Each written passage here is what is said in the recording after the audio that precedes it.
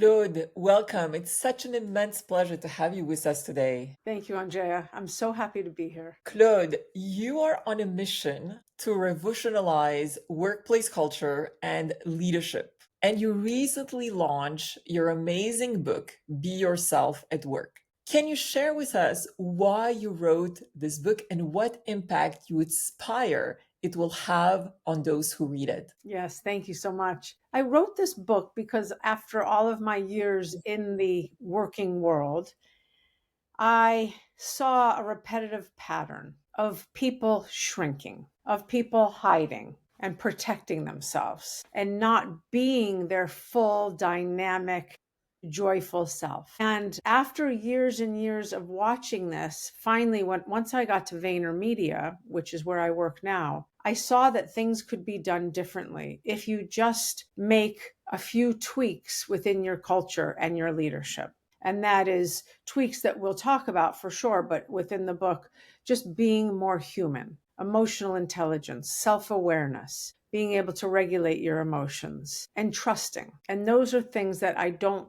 think need to be as hard as we make them. But our brains make them very difficult because we tell ourselves these lies all day long, negative, negative, negative. And so, in order to be fully there in the workplace, the human has to do some work on this, on themselves, so that they can feel as though they can show up a little bit more and a little bit more like themselves. And the impact I hope it has is that it starts to open up the eyes and the ears of many, many, many corporations and leaders within and the humans within, knowing that work can be a place of joy. Work can be a place where you have fun. Work can be a place where you don't have to feel scared to go in the next day or open up your laptop, where you don't feel like you're unsafe. Work has the possibility of being all of those things and so much more. However, we all need to take accountability for what we have created today in order to make way for the new. What does being yourself at work actually look like in practice for everyone listening that may want to actually bring more of themselves into their work environment? Where do they begin? Wonderful question. Where they begin is to become extremely present on what is happening that prevents them from being themselves at work. So, one thing you can do is before you open up your laptop at 9 a.m., that is when you start to put all of yourself in your backpack and you start hiding. Start to notice what you're doing. What is the feeling? Write it down. I'm nervous. I think I'll get found out. No one likes me. I don't have anything to contribute. Whatever that is, write it down. That's the first thing to do. Become aware of what you're doing to prevent yourself. Whether or not you turn on your laptop, you walk into the office. We all have done it. That is the first thing. Once you can capture, I feel scared. I don't feel safe. I think they're going to laugh at me. Whatever it is, that is when you can start the actual work. Is it true they will laugh at you, or is that what your brain is telling you? Is it true that you have nothing to say, or has no one really helped you articulate your thoughts and your point of view? So you need to look for evidence. Is it really true that you don't feel safe there? Is it true? Show me, like write it down. If it is true, then we need to take care of that. But if it's not true and it's just your past telling you this story, then it's time to take care of that past and put it in the back seat once and for all.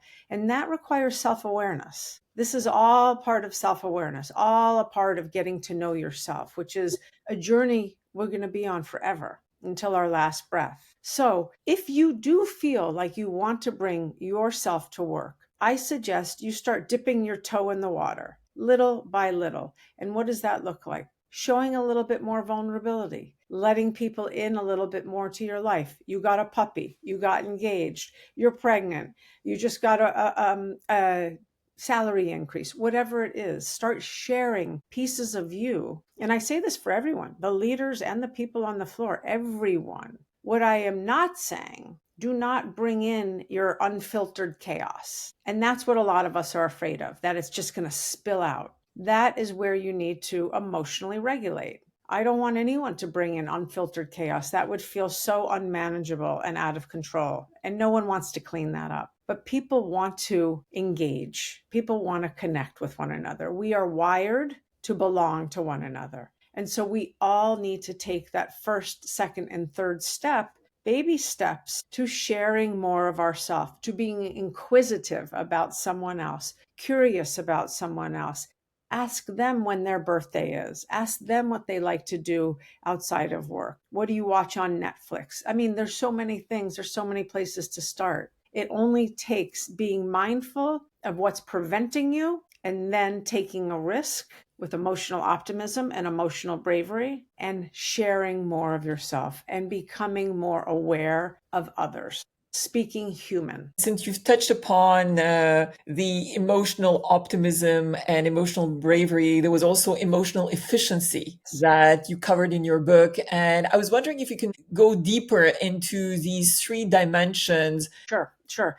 Right, because it's threefold the way I talk about it in the book. It's me, it's us in a team, and then it's the culture. So for me as an individual, just to go back to what we were just talking about, we'll use that scenario. Emotional optimism for an individual means even when things go wrong, even when I get a bad review, even when someone steals my idea, even when fill in the blank, I have agency, I have permission to feel my feelings and then do something about that. I am not my feelings though. So if I don't get a raise, that doesn't mean I'm a failure. It means that there must be a disconnect between what my expectations are and the manager's expectations, and we need to have a conversation about that. If someone gives me terrible feedback and I'm sad, it's okay for me to be sad. But knowing that tomorrow the sun will shine again, knowing that I don't have to hang on to sadness. I can talk to my friend, I can talk to my coach, I can write in my journal and move through it. So the optimism is possibility. The optimism means hope, belief that you can move through things. Now, the moving through is where bravery comes in. Bravery is action. Bravery is taking a step forward. So if I received a negative review, negative feedback from my boss, I'm feeling sad. I'm not a sad person. I'm feeling sad. I wake up the next day and I say to myself, Claude, just go to your boss, use your bravery and say, thank you very much for spending the time with me yesterday going through the feedback. I have to say I disagree with point 3 and 4, and I'd really like some time to talk to you about that. Okay, sure. Let's get the time.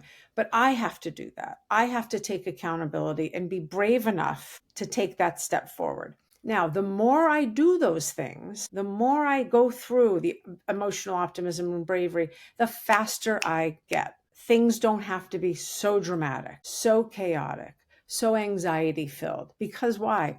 I just saw what I did and I can trust myself to do that again. Yes, I was shaking when I went to my boss and I said, can we have this conversation? But I did it. And the efficiency is the speed at which you, individual, will get faster on moving through things so that they don't become so heavy, so depressing, I can't get out of bed. Now, on a team, if I bring that to my team, I'm better at getting through conflicts, resolving conflicts faster, right? I'm much better at building a team that is full of resilience because we all know that tomorrow will be different, that there's possibility or potential for us to do something differently. So we didn't win that client and we're bummed out. We're bummed out. It's okay to be bummed out.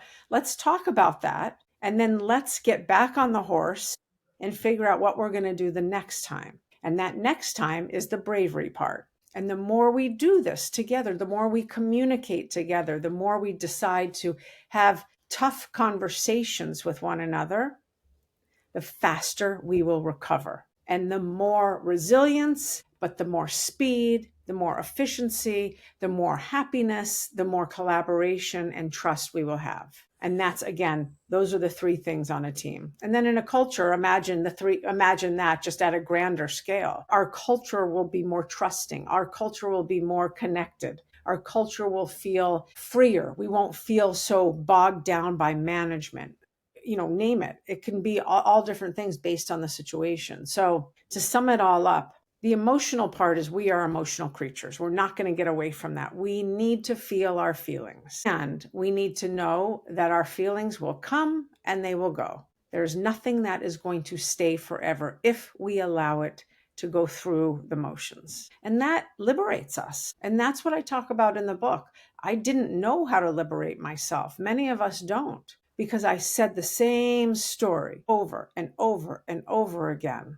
And every time I said that story, I missed out on opportunities that were coming my way. No, I'm not smart enough for that. No, I'm really not. I don't have a good memory. I'm not going to be able to be on, you know what I mean? And I prevented myself from going to other options and opportunities. And I don't wish that on anyone. Claude, I was wondering if you could share with us some of the stories that you have highlighted in your book about your struggles in your earlier days and some of the things that you've done to feel worthy and feel confident in your ability to do incredible things moving forward. And I know that in one chapter you actually highlight the various realities since you were super young until, your reality today. Can you take Yes. our listeners through your own personal journey of evolution that Sure. allowed you to rise up and feel empowered to believe in future possibilities and in Yeah, yourself? absolutely. Absolutely. And so we'll start in school. We'll start when I was in, junior high school or high school. And I was really a very, very poor student. I'm dyslexic, so it was very difficult for me to put pieces together. I am a much more intuitive learner, and I'm an experiential learner. I need to touch things. And for example, if you're doing algebra, you're not touching anything. It's foreign to me. I can't feel it. So I struggled through school, and I thought I was dumb for a long time. I took, the test scores that I got in school and the low grades I received, I made that mean I am not smart. And if I'm not smart, I'm not worthy of an opportunity. If I'm not smart, why would you want me on your team? If I'm not smart, you don't need me. And so I put that over myself, which was a very dark cloud. And in putting that dark cloud on me, I chose to do things that mirrored how bad I felt about myself, sabotaging things, bad relationships, experimenting with drugs, being a very rebellious teenager. And it wasn't until my sophomore year in college that it finally caught up to me. And it caught up to me very quickly.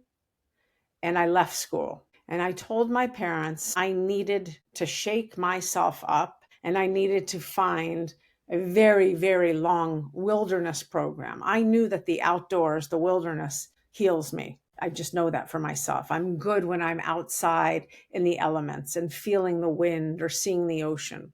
So I found a very, very long outward bound course. It's called Wilderness Leadership Program, and it was 93 days.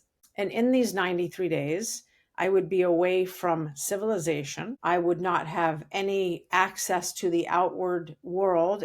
Every 18 days, I got mail, snail mail, and I was able to make a phone call. But this is way before there were cell phones. So you had to really be patient and hope that someone wrote you a letter and hope that your parents would pick up the phone when you called on that 18th day. No toilet paper, no tents. Myself, I was the only young woman. There were 9 young men, and it was very, very, very challenging for me. And I wanted to quit the minute I got there. And I wanted to quit the first week and the second week. And then something broke through. And I said, you know what? I'm going to do this for myself. I'm going to start and I'm going to complete this program. And 93 days later, I came out a very different person, much more confident, physically confident, emotionally confident, but mentally confident.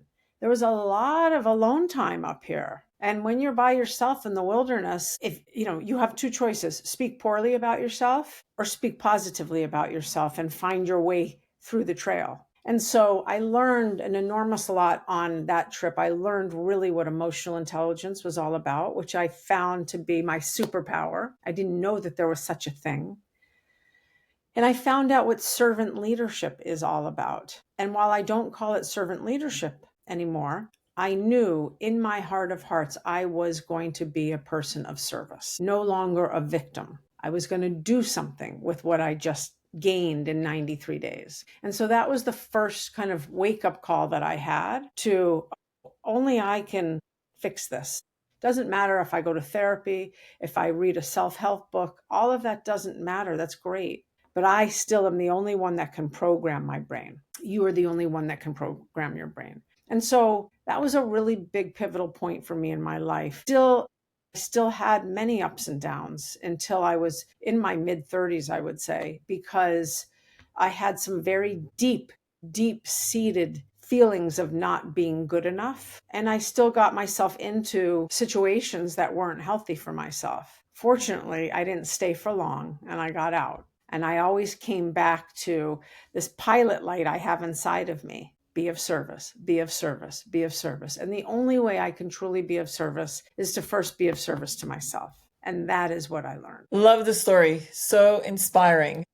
And what would you say is your purpose today? My purpose is to be of joyful service. Service, I've already told you about. The joyful part is because this is a joyful life. We have one opportunity in this world. Why not make it the most positive we possibly can? With all of the circumstances and situations around us, we are still here. We have an opportunity to do something magnificent. And I want to be part of that journey with someone and myself and my family. That's what it's about. Joyful, moving towards something, possibility, an opening, an open door, movement. That's what really that's about. And serving people with my heart, with my little judgment as I possibly can. And since we spoke about self-worth and feeling enough, in your book, you touch upon how many individuals put labels on themselves that truly hold them back. What advice would you have for someone that may not necessarily have the opportunity to have such a life transforming challenge as the one you have just shared in the wilderness for over 90 days? Where can someone that could be listening today that may feel as if they have these limiting beliefs, these limiting labels that they've carried for so long, how can they begin that small step today to actually shift that and orient them towards a brighter future? Yes, that's a wonderful question. And that is what I talk about in that chapter that says labels are for soup cans. We all label ourselves, whether or not it's positive or negative. We all label ourselves, and the world labels us. Your friends, your coworkers, the media, they label us, all of us. You're a woman 45 to 65. Okay, well, now I know I'm a woman 45 to 65. Or you are in this target audience and this is who you are. You only like hard rock. No, that's not true. We're fluid. Individuals are fluid. So labels are for soup cans. You need to identify the labels you are telling yourself. And the labels are back to the lie I told you about in the beginning. So for me, without outward bound, this is what I would have done. And this is what I do also when I need to. My label was I am not smart. I'm not smart. I'm not intelligent. I am dumb. That is what I told myself, literally. When I was ready to come out of that, I had to work very, very hard to find the evidence to show me that that is not true. How do I? Okay, show me the evidence, Claude, that you are dumb. Well, I have had this job for 11 and a half years, so I must not be dumb. I just wrote a book. Must not be dumb. I know how to put sentences together. I write a lot on LinkedIn and I'm asked to speak. Okay, so I must not be dumb. That is incorrect. I'm not dumb. So if that is incorrect, what is correct? And what is the evidence for that? The evidence for that is I am a different kind of learner. I learn in a very different way than reading a book. Okay, is that true, Claude? Absolutely. I am an experiential learner. Okay. What else is true? I know that I inspire people with my story. Is that true? Yeah, yes, it is. I was just asked to tell. Yes, check. Okay, so I know that I know that I'm a different kind of learner and I accept that. And I inspire people with my story. You can even see my face lit up. I'm a happier person even. Okay, so what can I plug in here? Instead of I am dumb, what am I now going to plug in here? And I'm going to have to think of what the right sentence is. It could be I'm a different kind of leader and I want to bring people along with me. It could be that. It has to be another sentence that lights you up and excites you and invigorates you, because this lie is very powerful. So I have to land on something that says, I belong here. Okay, I'm no longer dumb. I belong here. I am allowed to take up space. Great. And now I put that every single place my eyes go, all over my laptop, my bathroom, my wallet, my walls, to remind myself in those moments of doubt, I belong here. And I feel good about that. So that's what you do. In the book, it's called a lie exercise. You have to find the evidence that the lie is incorrect, and you have to find the evidence that you are not the lie. You are blank. And so in the book, I give several examples of what you could fill that with instead of, I am dumb, I am slow, no one wants me. How can organizations measure heart and human connection as they measure productivity and profitability? Yes. So one of the biggest ways is retention. How many people are at your company? How many people are you retaining? And what is the longevity of their career there, of their tenure there? Now, where I work, bulk of the people have been there from 5 years to 12 years. We have a lot of longevity. And what does longevity equal? It equals loyalty. It equals consistency. It equals IP. We all have a lot of IP that we can share with others. Also, word of mouth referral, so I don't have to pay for a recruiter. I'm really happy here. I want my friends to come here. That's another way you can measure. So the first part is retention or attrition, whichever way you want to look at it. And then you can, within that, measure the happiness of your employees, the engagement, whatever you want to do, whatever you want to call it, the word of mouth. And then you can also measure how many times you have pushed an idea forward to fruition. How many products have you come up with? How much innovation have you and your team created because you know how to work well with each other and you know how to respect each other's role? So there's a lot you can measure. And by the way, that really affects the bottom line. When you don't have to constantly replace an employee, saves a lot of money. So those are just the easy ways you can see the difference. Indeed. And how do you see the future of work, especially given the accelerated integration of AI within the workplace? Yes, well, AI is here, just like the internet was here once upon a time, just like the car was here once upon a time. And it is coming at us very quickly, much faster than the internet, than we adopted the internet, because that was back in the day. Much, much faster. AI can be your therapist. AI create more efficiency in your day. AI can write your white papers. AI can do a ton of things. AI at this moment in time is not going to be able to give you a hug. AI at this moment in time is not going to be able to say to you, you have really beautiful bright eyes.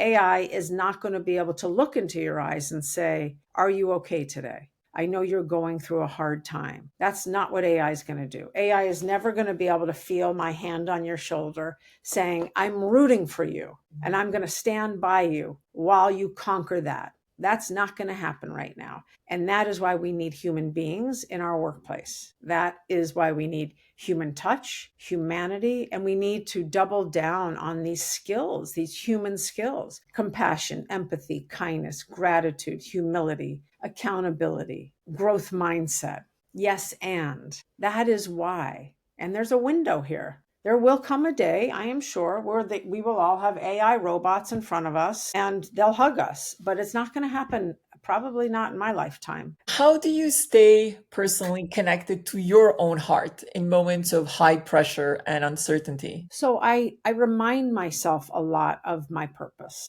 which is to be of joyful service. And in reminding myself of my purpose, I know that I have to be pretty clean to do that. Pretty clean. I can't have a whole lot bogging me down. And so I've worked very hard on my boundaries in life and really being able to draw a boundary here of this is me and that's you. And there's space between us. I don't have to take on all of your emotion, but I'm going to walk beside you. I've already agreed to do that. I listen to a lot of music. I listen to a lot of books. I have my children who I adore, 4.5 and 7 years old, that make me become very present.